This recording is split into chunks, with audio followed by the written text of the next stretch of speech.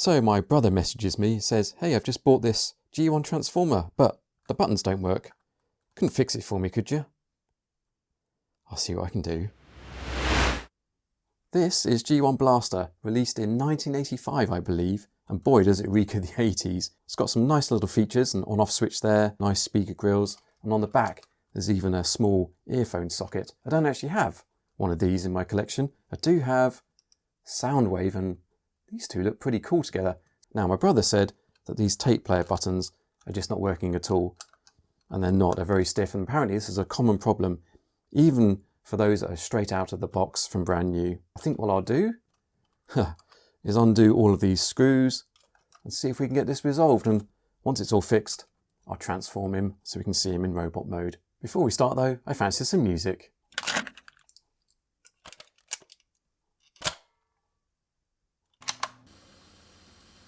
Let's crack on.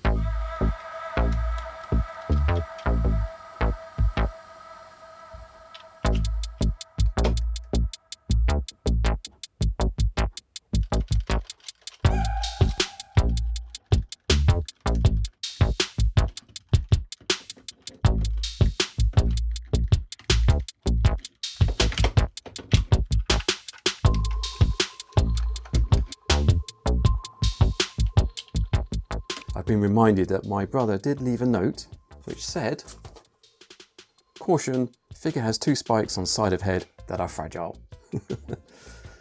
Note taken. If you just have a look, yeah, they are very fragile, so I better be careful. I am supposed to be fixing this, not breaking it.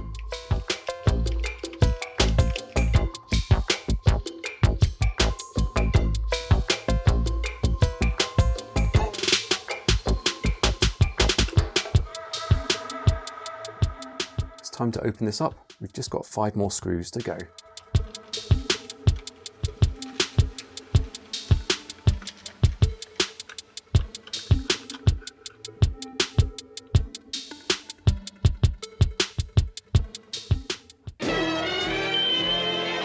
Now, I will admit this has had me baffled for a while.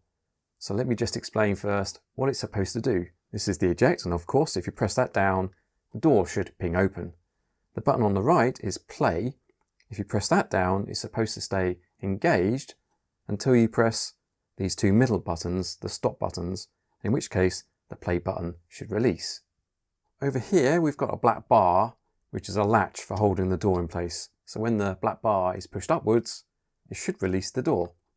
The thing is that the eject button is connected to this piece here, and it's supposed to push right, which then in turn pushes the latch up, but it needs a massive amount of force.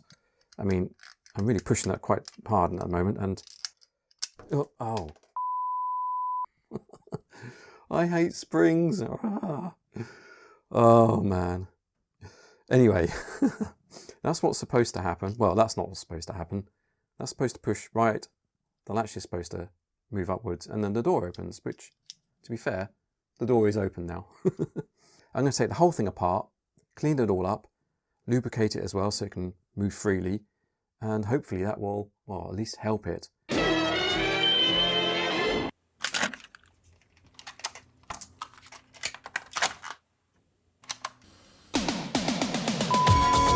Oh, how embarrassing!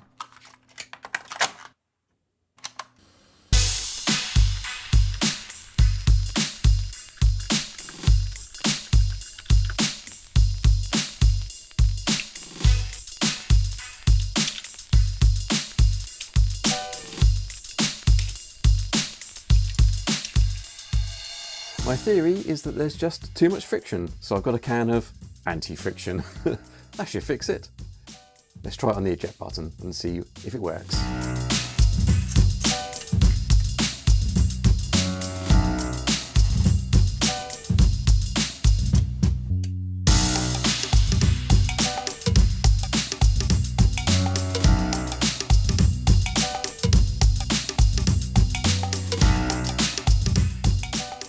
Everything's back in place. I'm pretty confident this is going to work. Let's put it back on and see what happens. I'm just going to hold it firmly in place with my fingers to start with. There's the latch.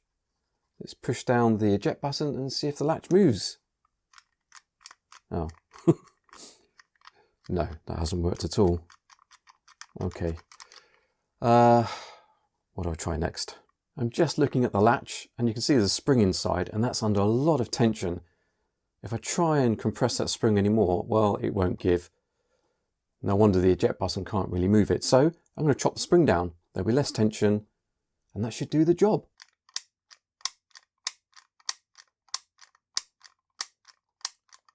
Don't know if you saw that latch, but it was moving. I call that success. I don't think it's going to get any better. It's not the best design in the world. Right, moving on to the stop and play buttons. And once this is back together, hopefully it's going to work like a charm. If I push the play button down, it's a similar situation. You can see that the play button latches over this middle piece here. And the idea is when you press the stop buttons, it should push this whole middle section to the right. Let's see if I can do that. Again, it's really stiff. Push it to the right. Can I do that? Come on. It's so stiff. It's ridiculous. There we go. Push it to the right, like so. And then that releases the play button. Now, the reason this is not working, and I think it's pretty obvious, is that it requires so much force from those buttons to be able to move these things. So I'm going to reuse the same technique as I did with the eject button, and that's to apply some lubricant and also to replace that spring with one with less tension. Fingers crossed. Before I reassemble, just want to show you something that I've spotted. If I stick the tweezers in the back here and just push, it reveals a cover and a compartment. It just happens to be the right size for storing a cassette. Now, there's no way that is what it's really intended for because this lid is so difficult to remove. But yeah, I thought that was quite interesting. If anyone knows any more information about that, yeah, let us know.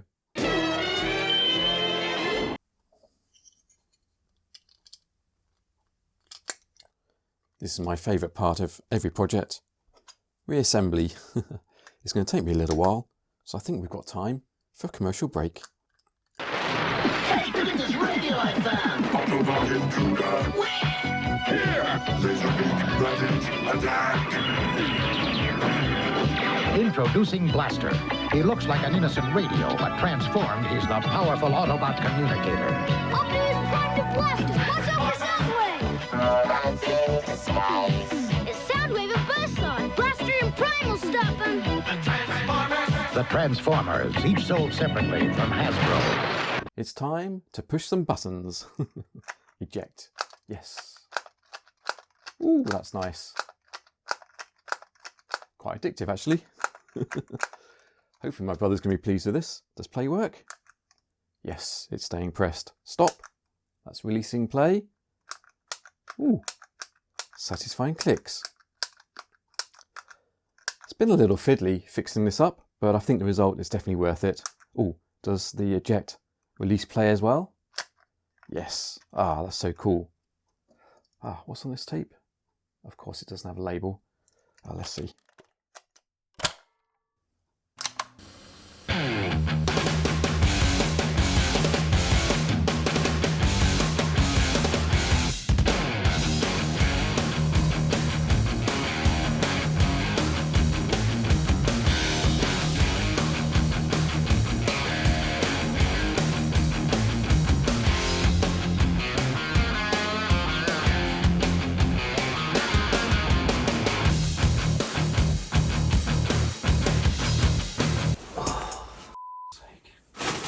Where the frig is that spring gone?